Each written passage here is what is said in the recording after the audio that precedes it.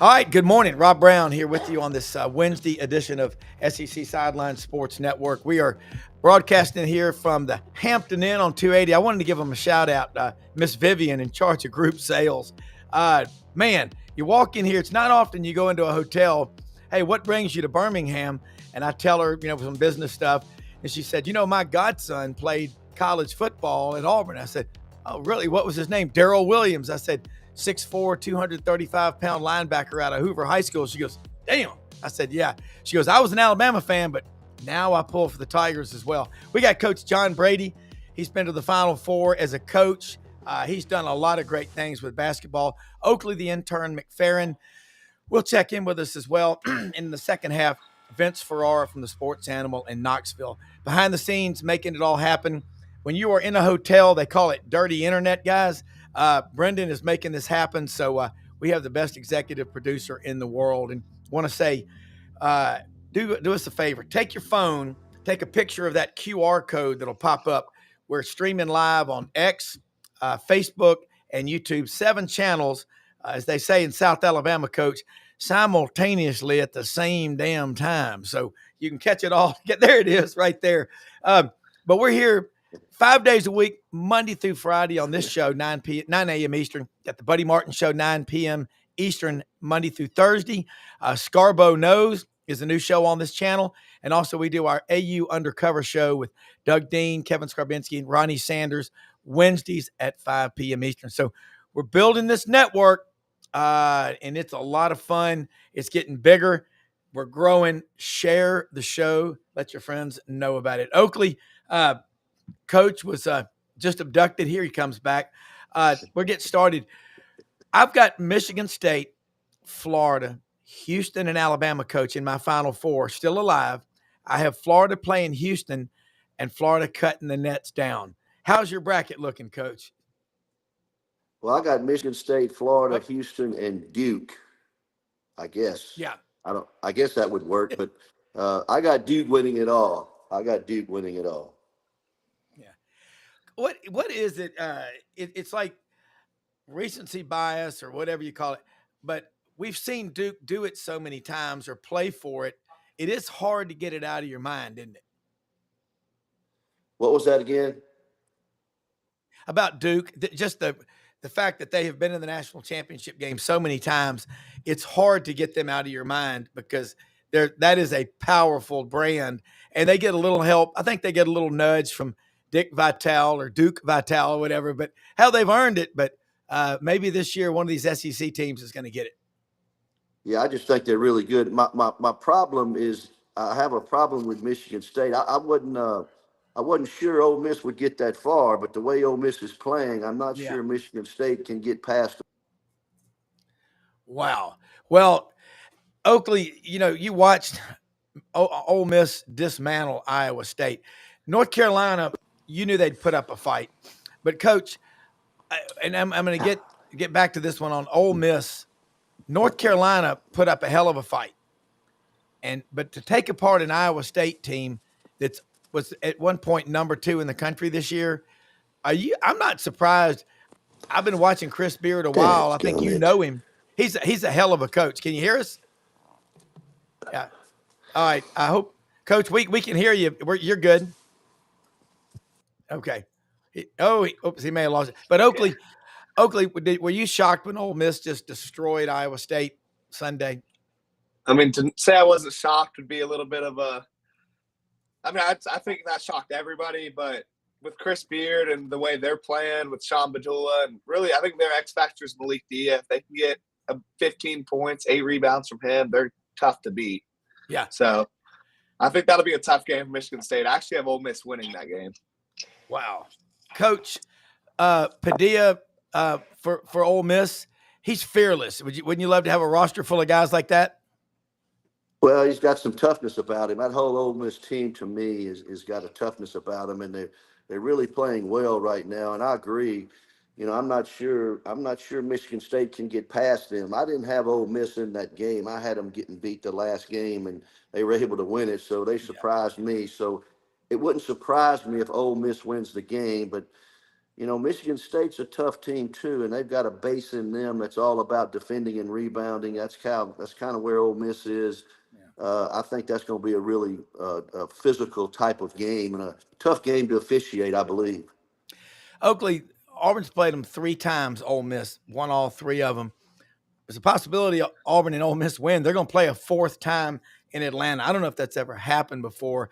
One of the things that you're great about is looking up things that, history and just kind of storylines.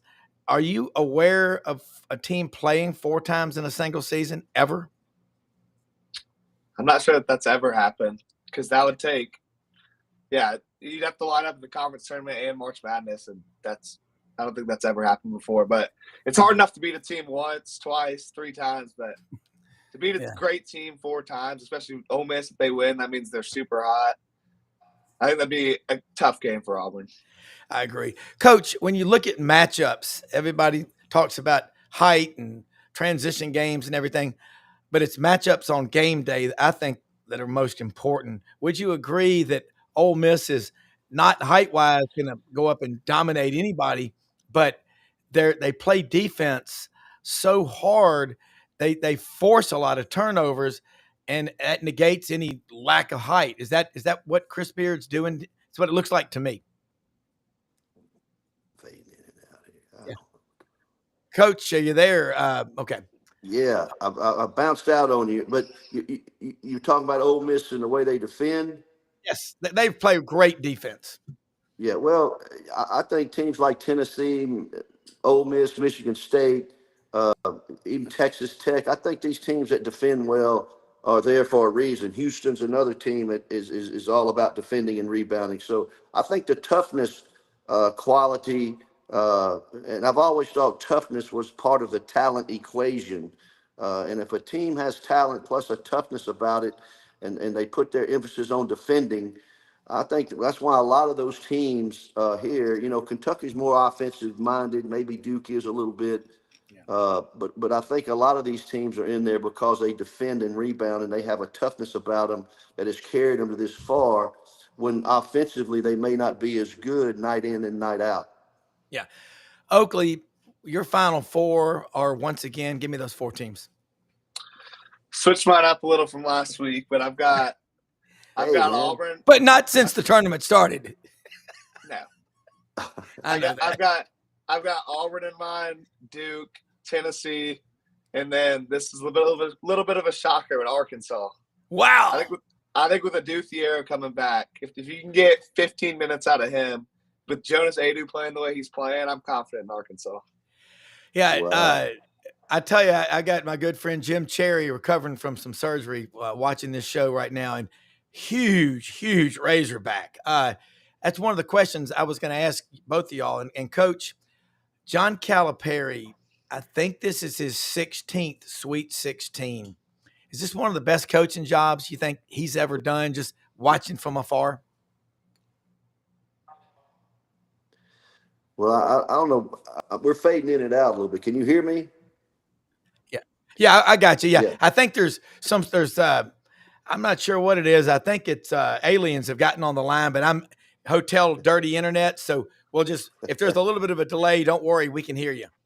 All right. Well, I think this is one of John Calipari's best coaching jobs. The way that team started, I saw them early. We beat them here in Baton Rouge early. They were 0-5 to start, and he lost his first round draft pick, Flan, the guard, and then Therio didn't play. And I think this is one of his best coaching jobs, and that team's really playing well. I don't have them getting by Texas Tech, but what do I know? I think from this point on, it's a dice roll, and who plays well at that particular time. But Arkansas has been. I was high on the coach at Vanderbilt and the coach at Missouri for Coach of the Year. But at the end of the year, John Calipari may have done the best coaching job in the league based on how they started to where they are right now. I can't argue. I mean, I've been watching him a long time. I've been watching him since he was at UMass, going up head to head with his good friend John Chaney at Temple.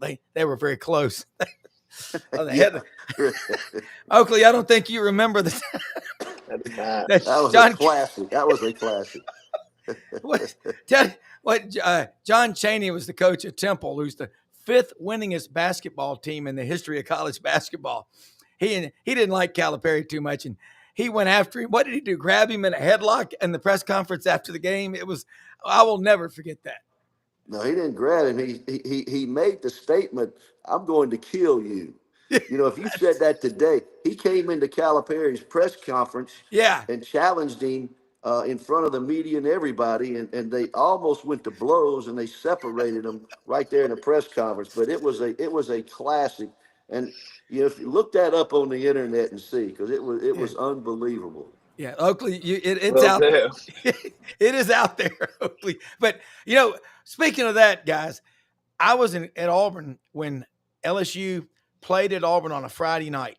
And after the game, I will never, no one, Dale Brown was so cool. He went into the Auburn locker room to just talk to the team and say, man, to Charles Barkley and Chuck Person and Sonny Smith, that was classy. And then 2 days later, they went to Chapel Hill to play North Carolina. That's a hell of a weekend road trip. All right, Oakley, who is a team? What are you most worried about if you're Florida right now? UConn, were you shocked that I'm a big Danny Hurley fan, man. I know he's a little flamboyant for some people, but he loves to win. And if they did not go out easily. So let's talk about the Gators because they are damn good.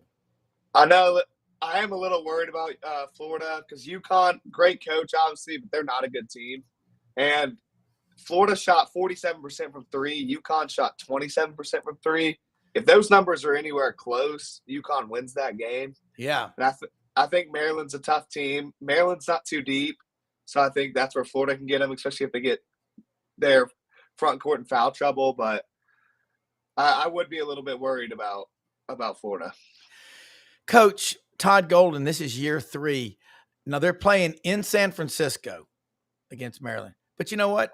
He was the coach of the Dons before he came to Gainesville. So he knows his way around town. How much can that help? I think it's a big deal. Well, I never really concerned myself about how the coach felt. It's really how the players feel, Yeah. and the comfort level they have with playing that far away from home. But Maryland has to travel across the country too, so I think that's probably a dead even bet right there on who's more comfortable with where they are. But I still think Florida's guard play is going to carry them through this game, and they carried them through their last game, made big shots down the stretch. And I do think Florida wins this game because I have them, going to the Final Four. So we'll see how it plays out. I think a lot of these games are so close that there are going to be some incredible basketball to watch over the next 4 or 5 days. Yeah, and as far as the tournament goes, we keep hearing there's no Cinderellas, but NIL and the transfer portal have squeezed them out. But, I mean, if there's what Arkansas was a 10 or 11, Oakley, is that right? 10 seed. Okay, 10th seed. And finished 8-10 in the SEC. So they start off 0-5 and finish in the last so they start out and go 8-5 in the next 13 games. Coach, I'm with you. That right there makes a great argument for John Calipari as coach of the year. And people in Memphis still mad that he left, but I mean, they still love him too. He lived right next to Bishop Stibe in of the Catholic diocese there, right there in Red Acres. He knew where to live. He needs that. He does. All right, Oakley. Tell me this. You look at Tennessee. You put them in your Final Four. That's a team that plays get after your ass defense. Rick Barnes out of Hickory, North Carolina, been to like 8 or 9 Sweet 16s, got to the Elite 8 last year. I think 1 Final Four in his career. How does Tennessee cut down the nets? Well, Tennessee's just got to turn it into their type of game. They're a dogfight team, similar to Houston, so I think that's really a coin flip game there. But their key to victory is if Chaz Lanier has over 20 points, they're almost impossible to beat. And then Jordan Gainey's been on fire since the SEC tournament. And then if Zakai Zeger can knock down the three consistently, if they just shoot decently well, they're probably going to be the best team in the country. they just haven't been able to do that over a 10-game stretch. But yeah. Oakley, what I think Tennessee's really adept at is getting you out of your comfort zone. And teams have a certain way they like to play, but they can get a score into the 50s or 60s. Not okay, everybody yeah, can do that. Coach, I I don't know if you know Buzz Williams, but that's I think pound for pound may be the best coach in America. I'm a huge fan of his just because I just see the way, and I know some Aggies, and Olin Buchanan, TexAgs.com on this show covers him, but they got knocked out. But talk about a team that can get you in a rock fight and out of your comfort zone. They're one of them. Do you see a path where Tennessee cuts down the nets like Oakley just pointed out? And Chaz Lanier, man, yeah, if he's over 20, watch out. Yeah, I got Tennessee beating Kentucky, and Wow. yeah, I mean, they're going to Well, rebound it. If their offense continues to play as it's played the last couple of games, they have a chance to beat anybody. So and they have an experienced coach who's been there. I mean, he's not going to be surprised by anything, and his team will be prepared. So I like Tennessee. Certainly, Tennessee has a chance to get to the Final Four and possibly cut down the nets. I don't have them picked going that far, but certainly with the coach they have and the way they've played lately, it wouldn't surprise me at all. yeah. You also said, you remember Oakley, you had your top five a few weeks ago in the SEC. You had Mark Sears on there. And Coach, man, you said something that really stuck in my noggin. You said, I like him, but I'd like to see Mark Sears do more away from the ball. So I went back and I looked at some stats. There was a point in the last 5 or 6 games when he was at 25, 30, 30 plus points a game. They didn't win every one of them. They were like 3-3 or 3-2 in those games. You made your point. You got to be a complete player, but I think he made first team All-American. Well, yeah, I think Sears is an enigma to me. I Yeah. sometimes I have a problem with the way he dominates the ball, and it doesn't Yeah. bother Nate Oates, so it doesn't really matter what I think. But Yeah. certainly Nate Oates lets him dominate the ball sometimes and Yeah. penetrate and do whatever he wants to do to create value for other players in terms of penetration and kicking and doing that. And I think sometimes Mark Sears doesn't understand when he's not scoring it. It hurts his team, and he needs to get involved in other ways because he's determined to shoot the ball and create plays for himself or someone else, regardless of how he's playing offensively at that particular time. So sometimes I think he needs to back up a little bit and recognize when he's not scoring, because sometimes I think that hurts Alabama offensively. Yeah. Oakley, you have a choice. You're the general manager of an NBA franchise. Let's say the Memphis Grizzlies. You can take Mark Sears. You can take Walter Clayton Jr. Who do you take? it's a tough one. Walter Clayton, I think, is the best guard in the country right now. Yeah. I think you kind of saw it against UConn, even a game where they were struggling. He just took over. Yeah. And that kind of having the ability to take over when it matters is important, and I think he has that. Yeah. But neither are great NBA prospects, but I'd go with Walter Clayton. Coach, who would you take if you given the choice? I know that almost sounds like a loaded question, but you also have talked to us about what is a lottery pick. You've coached lottery picks. Couple. Yeah. Yeah. I would take Clayton because to me, Clayton makes the game look easy. Yeah. He doesn't get in a hurry. He's not rushed. He plays the game at a nice pace. He doesn't force the issue for himself. He involves other players early. He makes shots when they're there. I like a player who is less. He doesn't need to be involved with every single play to be an Yeah. effective player. And Sears needs that type of involvement every single time down the floor. So I think for my value and what I see in a player, I would take Clayton over Sears if I needed somebody to run my team and make the team better in different ways. I think I'd go with Clayton. Yeah, I would too.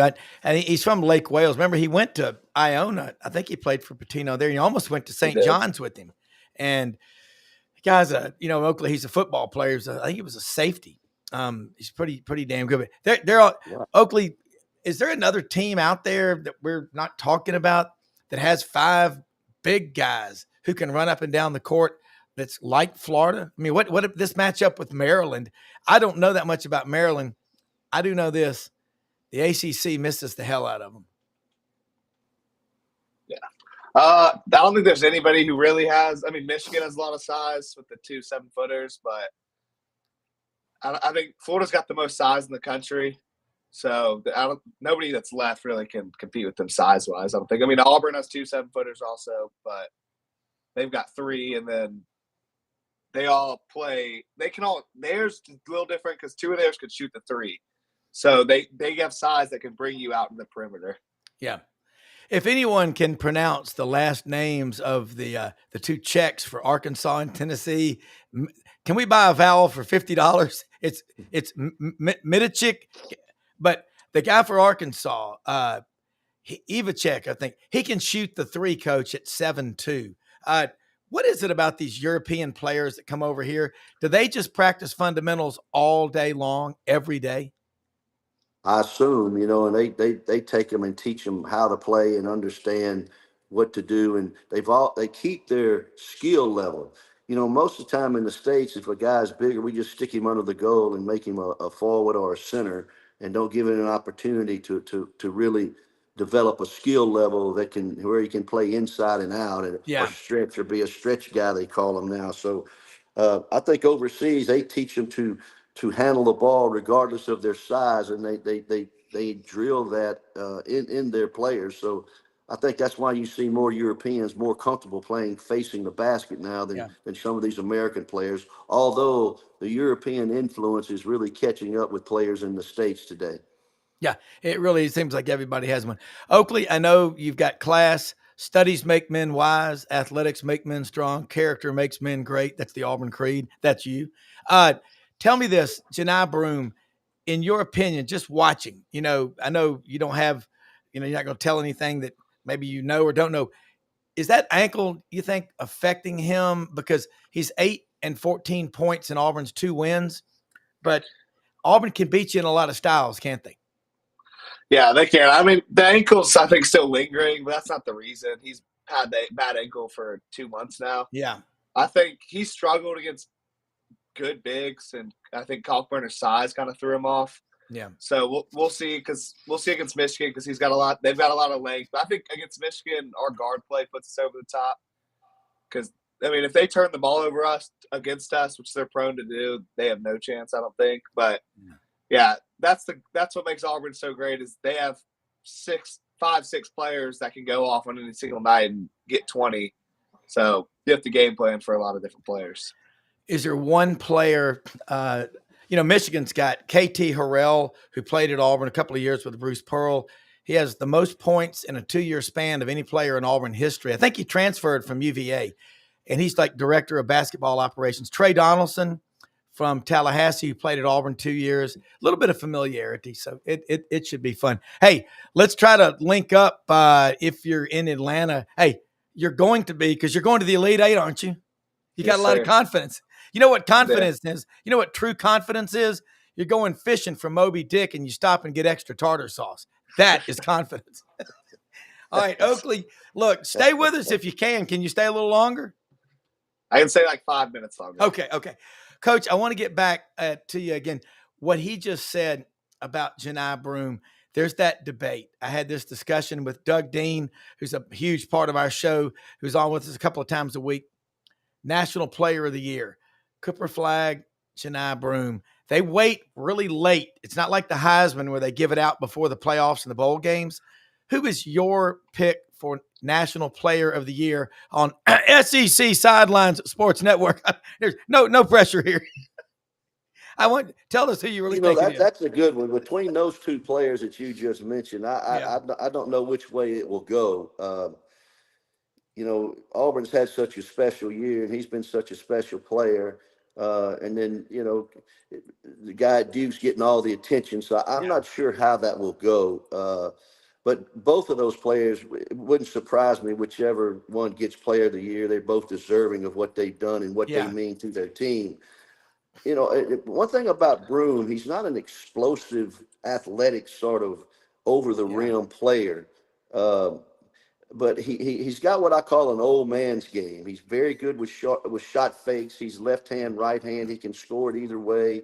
But also, I think what the point you made, he's not concerned whether he gets 20 and 15 or he gets 12 and 8. Yeah. He's all about winning to me, and I think Yeah. that's why the Auburn team functions well together. It seems they're an unselfish group, and they just want to win the game. And I think Broom exemplifies that with the way he plays. Yeah. And they both seem like stand-up guys. I mean, what do you not like Oh, about Cooper Flag if he's your teammate and and I like that an old man's game, Oakley, what he just said. I mean, Broom doesn't care about those stats. yeah. Miles Kelly, it's going to be I can't I mean, this guy's your age, Oakley. He's a freshman as well. Tahad Pettiford. I mean, they don't come like him very often, do they? Maturity Nah, wise. yeah, I think he's way above his time maturity wise, especially nowadays.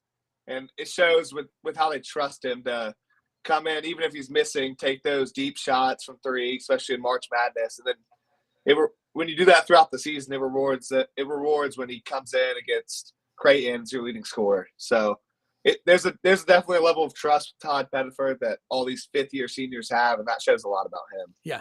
Coach, when you bring a freshman in, if he's the best player, if you always just, hey, best player, free market. He's going to start.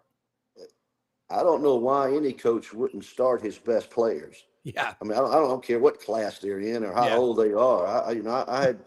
I started several freshmen here that were freshmen of the year in the SEC, and they played from day one.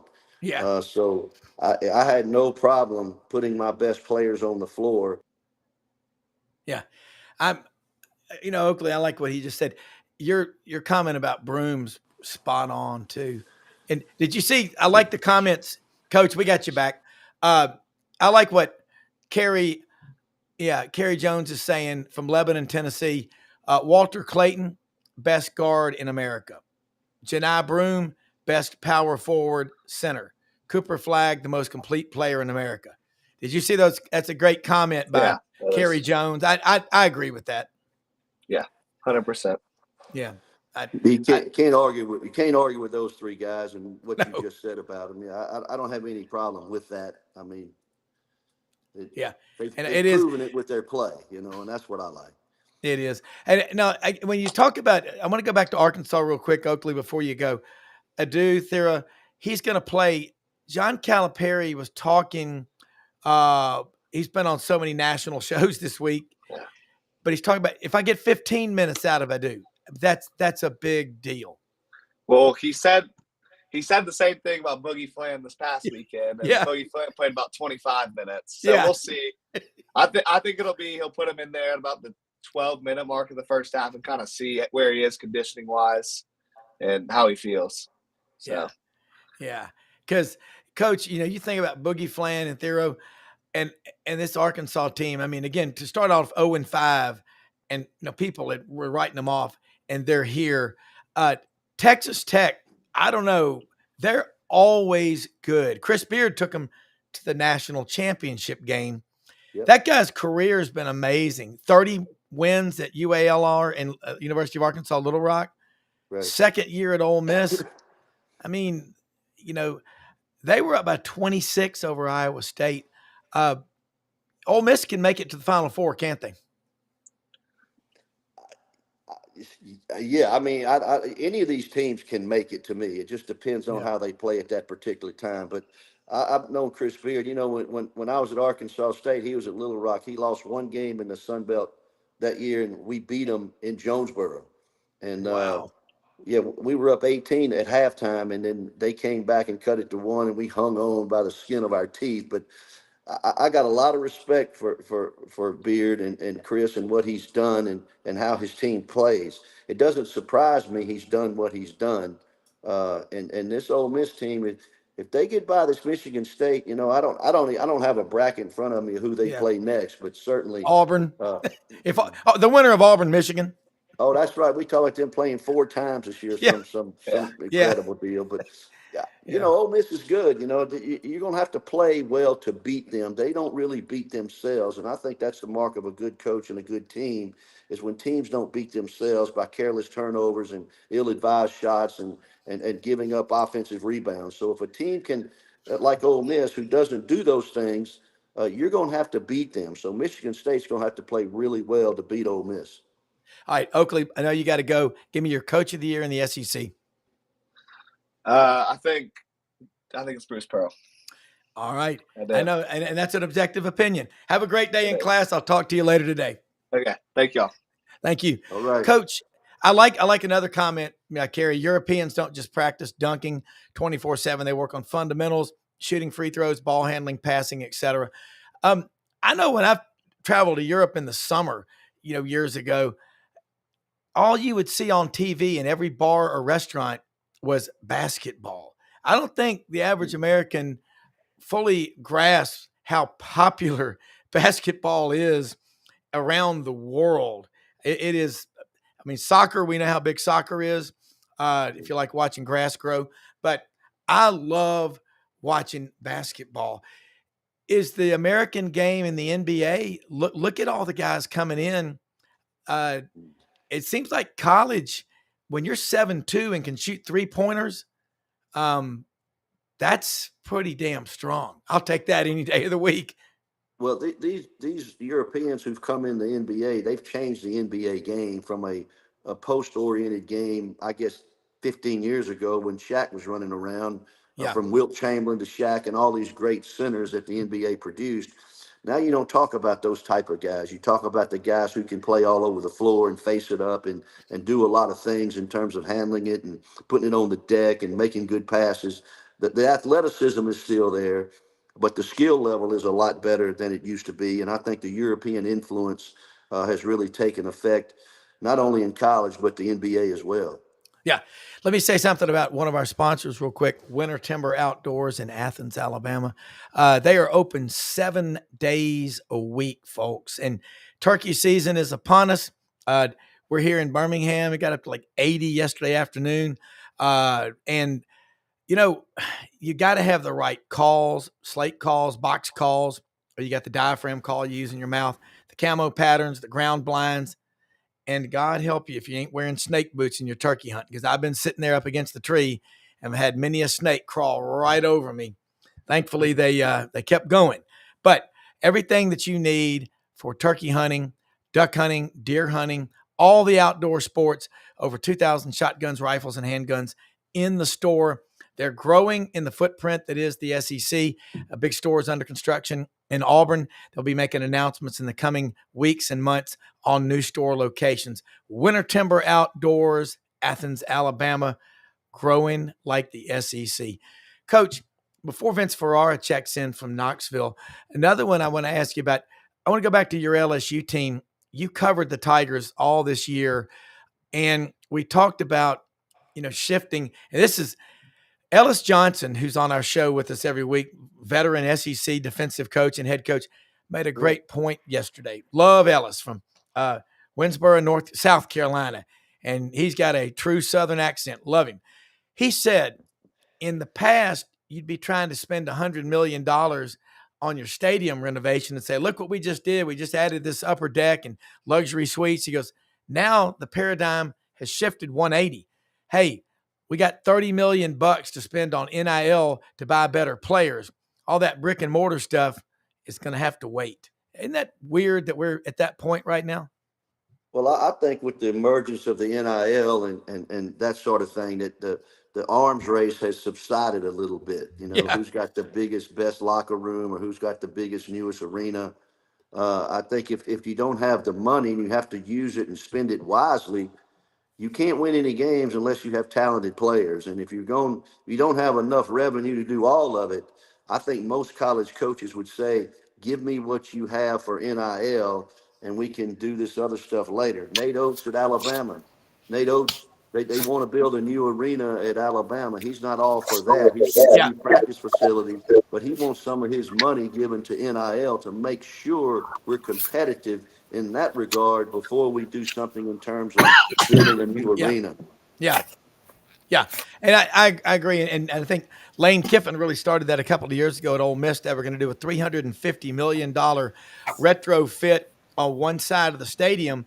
And he was like, put the brakes on it. Let's get it into NIL. Hey, Vince Ferrara up in Knoxville, the sports animal, probably been up since about 4 o'clock this morning. People say they keep bankers' hours. He keeps duck hunters' hours. Look, Vince, Oakley, I think now our intern, he just had to depart to go to class. He's got the Vols in the Final Four, Smokey and the Vols making it. You were in Kentucky. You were in Lexington last week. Vol ball takes you out of your comfort zone. Kind of bring us up to speed on Tennessee's next game as they advance. We got Coach John Brady on with us. Dudley had to switch again to Thursday this week, but I'll have y'all two, the Rowdies, back on together next week with Coach. So anyway, let's talk some Vol basketball.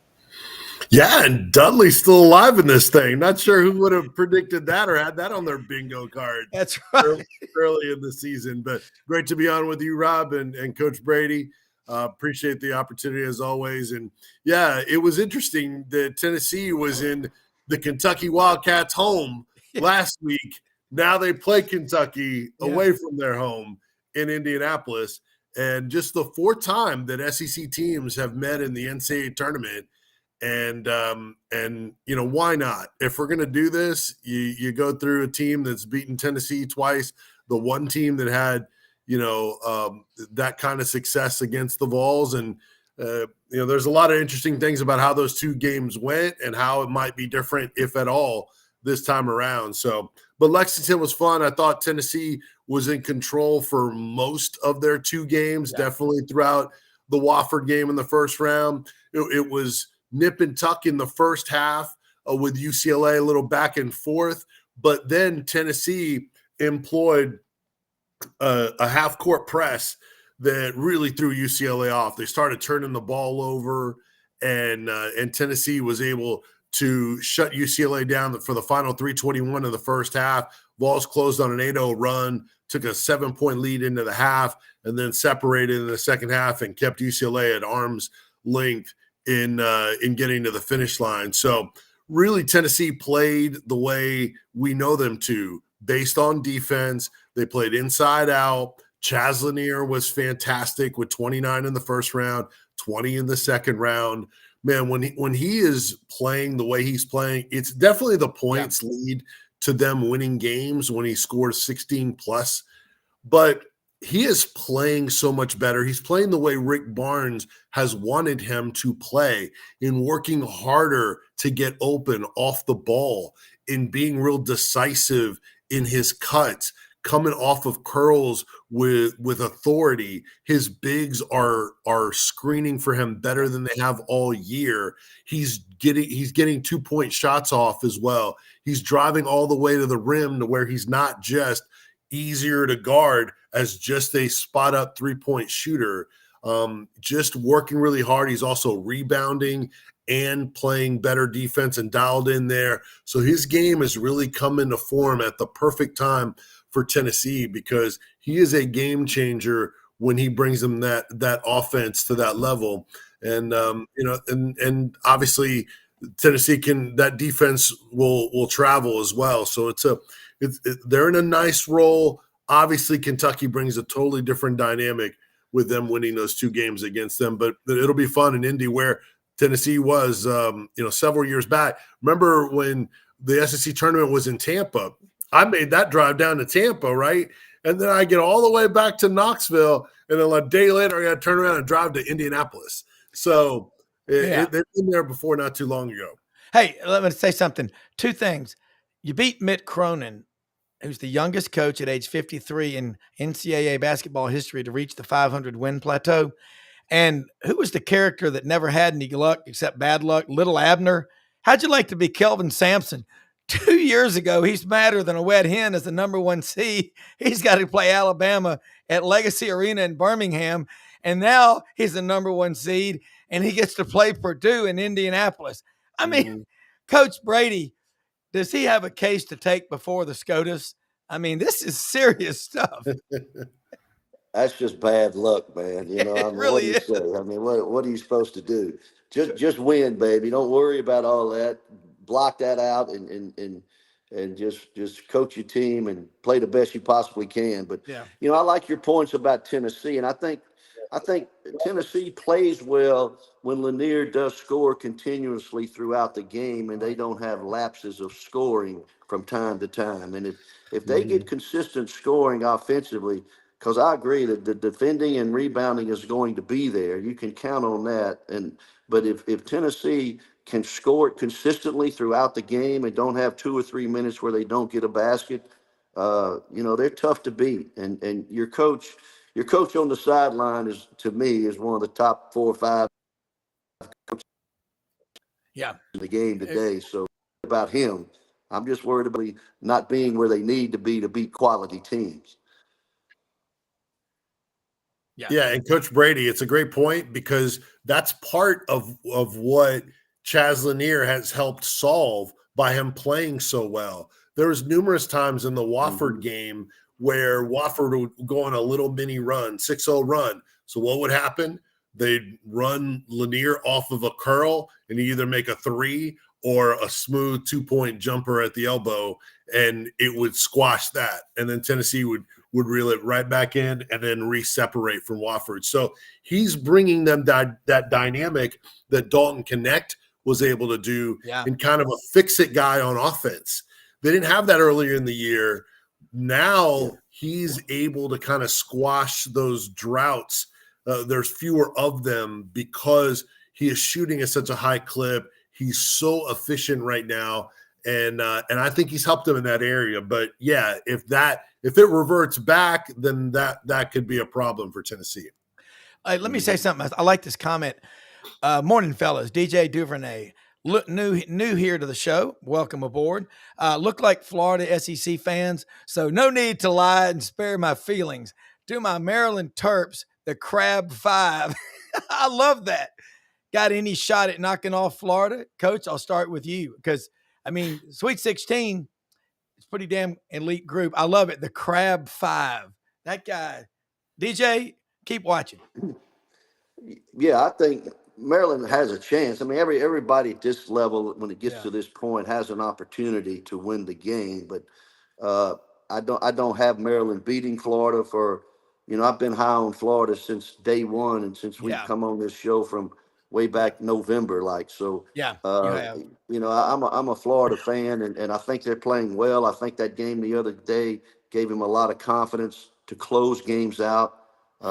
And certainly I think Maryland's a quality team, but they were fortunate a little bit to get where they are. So I just think Florida over a 40-minute game, you know, beats a Maryland team.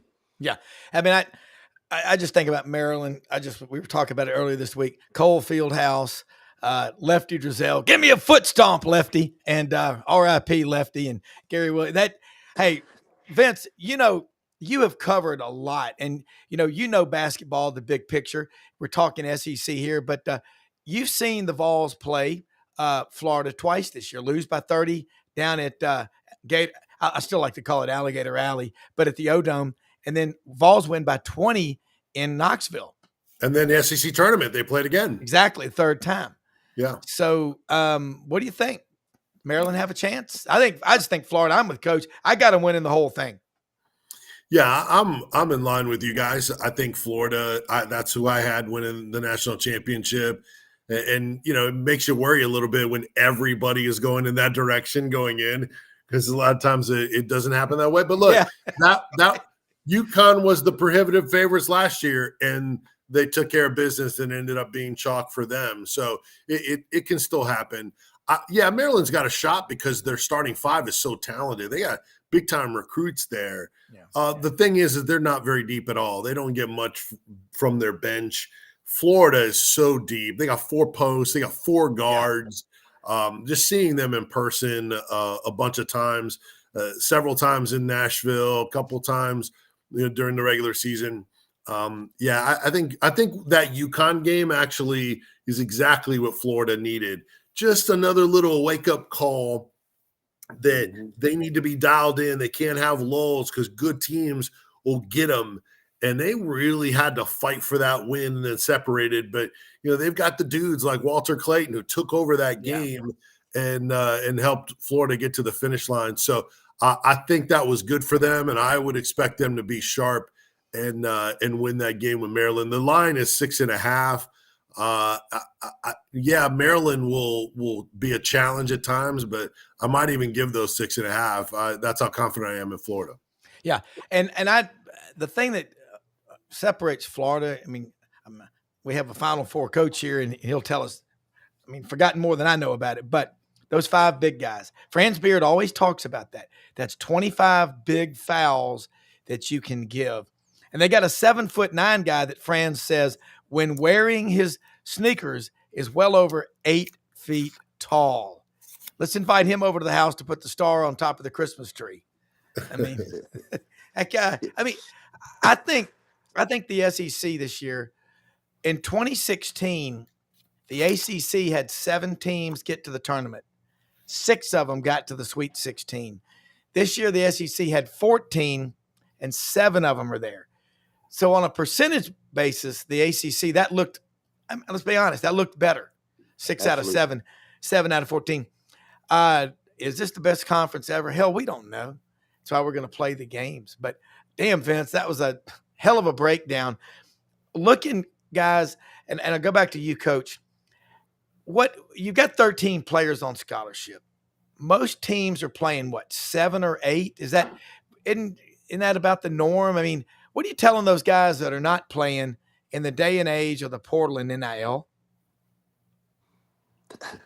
I wouldn't tell them anything. They got to figure it out. It's obvious now who the best players are, who's making your team function at the level it needs to get where we are. And I'd never concerned myself really with. I played 8.5 as deep as I went. I had a backup point, a backup wing, a backup post. So I played 8 consistent guys, sometimes 9, depending on foul trouble and the health of your team, obviously. But those guys that are 10, 11, and 12, I never worried about them because the players that are playing are the ones that deserve it by what the team has accomplished. So you're either in or out. And today in the NIL, I don't think you can coach your team worrying about who may leave. I think you coach your team the way you want to coach them. Play the best players you can possibly play. And it's at the end of the year, if 4 or 5 or 6 don't want to be there anymore, or they put themselves in the portal, that's just the nature of what we're doing this particular day and age. But I think you have to coach your team based on who you think the best players are to get you where you need to go. And at the end of the day, if some players want to check out, that's just the way it is. Yeah, so be it. I agree. Rob, here's how you solve that problem. You do like Tennessee and you only have 9 scholarship players. And then there's fewer guys to be upset and wonder about. Now, that wasn't by design, obviously, but I kid. But Tennessee really has settled into a 7-man rotation. Darling Stone DeBar is kind of the 8th guy. But in the NCAA tournament, he has not played much. And then Bishop Boswell, just a tiny little bit here and there. But really, those 2 guys have kind of drifted back as the 8th and 9th men in an emergency if needed, or just a little bit of rotation for a quick breather. It's really settled into a 7-man rotation. You got a bunch of TV timeouts. You got days in between games in the NCAA tournament. It's different than a conference tournament when you're playing game in, game out against that high-level competition. And Coach Brady knows this. The farther along you get, the bigger the stakes, the tighter that rotation is, the less willing you are to kind of go deeper into your bench, right, Coach? Unless you have a lot of confidence in some of those guys. You play the guys that have gotten you to this point. Right. And you have a trust in those guys, and the coach knows who they are. And that's why I said before, if you're worried about coaching your team about who may or may not leave, that's a bad place to be as a coach. So play the best guys, win the game, because at the end of the day, if you win the game, it really doesn't matter. And that's what we're all trying to do, and that's what they're trying to do at this point of the season. I tell you, SEC basketball is getting so big. Seems like every other day, another SEC football team is canceling their spring game. I mean, are we going to be able to get back to talking about football in the SEC? Because I've never seen it like this. I mean, these discussions we have are just they're deep, and there's a lot of value in this. But those spring football games, aren't they canceling because they don't want somebody to see their players? They don't want to have players poached. Yeah, I was kidding. Whatever it's just it's crazy. It really is, and when you look at the interest and the numbers in college basketball, they're showing 9 to 10 million viewers in a lot of these games in the tournament. And I don't know what the highest are ever, but the SEC fans, when they dial in, when you get, the Gator Nation and these big, Brendan says that's a 6.5 million fan base, 6.5 million people. That's a lot of people that they draw into. And you look at the state of Texas coming in here. I want to ask y'all, here's Texas, Rodney Terry gone, Sean Miller. we just keep stacking them. You're bringing sand to the beach. I mean, Martha and the Vandells, nowhere to hide, nowhere to run. Good God, 14-4 will be a champion. 15-3 did it this year. What do y'all think about Sean Miller coming in the league? Great coach, and I think that's an upgrade. Interesting, a lot of people are asking if Rodney Terry is going to end up on Rick Barnes' staff, if say a Justin Gainey, associate head coach, if he gets one of the jobs in the off season. He was talked about briefly for NC State, where he was a star player, but that obviously we know that ended up going to Will Wade. So that's the last thing the SEC needed, is Will Wade to come in here and shake things up. But now the ACC's got to deal with him. Yeah. But no, Sean Miller's an outstanding coach. So yeah, that's a thing. And it never ceases to amaze me how this league that got better, I think, kickstarted it by the commitment to the high level coaching. The funds, obviously, but the funds were put in to bring in good coaches and the right coaches. And then you see the programs elevate. And Sean Miller has already proven he's got a better resume than a number of other guys did that become really good coaches. So, yeah, it makes it even tougher for sure. And by the way, you were mentioning the ratings real quick, Rob. Yeah. This, I saw from PR, TNT and CBS in the NCAA tournament, best viewership since 1993, averaging 9.4 million viewers through the second round. That's pretty strong. Oh, that's stronger than 50 acres of fresh cut onions. Man, Coach Brady, you just heard those numbers. The interest in the college game. And then Will Wade is going to NC State. Now, Tommy Kane was on our show earlier this week, our friend, formerly part of the ACC Network and Fox Sports Southeast. He played for Jim Valvano, was a manager, and Les Robinson at NC State. You think about Will Wade's hiring could potentially be a catalyst, like Mike Slive's speech to the SEC basketball coaches back in the spring of 2014. Hey, up your game. We got this SEC network coming in here. As fast as we think the SEC is taking over basketball, we better watch out, because other schools in the ACC are about to go, holy shnikes. This guy, because he can coach. You know that. You know him. Well, I was here with Will when Will came. The year Will came to LSU, I started doing the radio and traveling with the team, and I got to know Will pretty well. He's a very good coach. The thing that he has, he's got a way about him that players like playing for him. He coaches them, but he allows them to play and keep their own identity. He doesn't try to overpower them. I think players today they enjoy that type of atmosphere. You look at that McNeese team. That guy's leading them out with a deadgum boom box, and he's letting them express themselves and be who they want to be, and that's one of Will's strengths. There's a lot of ways to do it, but Will does it his way that fits his personality. Plus, one thing Will Wade can do, he can evaluate talent, and I don't think throwing a lot of money at players.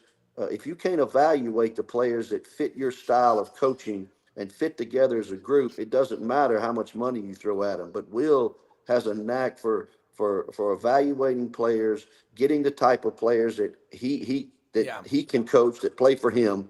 I think that's going to be a big deal. It's going to shake up a lot in the ACC. We lost coach there for a second, but Vince, before we wrap it up, Coach, yeah, we got you. You may be, he was in the middle of a thought right there, but Vince, anything big going on that we're not talking about that people need to be paying attention to up on the hill in Knoxville with the Vols? Because you're only the national champions in baseball. You got the women in the Sweet 16 here in Birmingham. They're coming to Legacy Arena. Yeah. I mean, well, hey, I'm talking too much. Tell us. No, I mean, you hit on some of the big things, and you hadn't even gotten to spring football practice. It's back after spring break. We'll talk about football at some point. Yeah. I've said it before. I love that Tennessee makes so many guys available. They go through their entire coaching staff.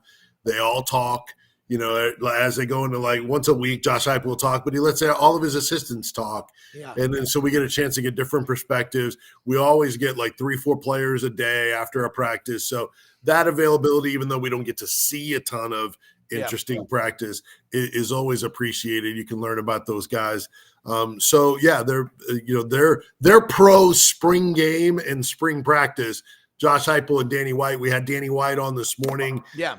By the way, we asked them about the 5-for-5 and eligibility for college players because that was a discussion point that maybe they would go that route. Yeah. And I asked them about it. I said, could that potentially impact any of the current players right now seeking that 5th year of eligibility? Maybe Kai Ziegler could come back if that was in place. And he said he doesn't know because it depends on the timing of it. They were very public about, hey, this is something that has momentum we might want to go to. 5 years of eligibility in 5 years. And he said then last time they didn't really move forward on it. So he kind of doesn't know where it stands right now. And if you think about it, the draft is not that far away. Guys are going to have to move on to their trying to pursue pro careers or move on from basketball if it's not in the cards.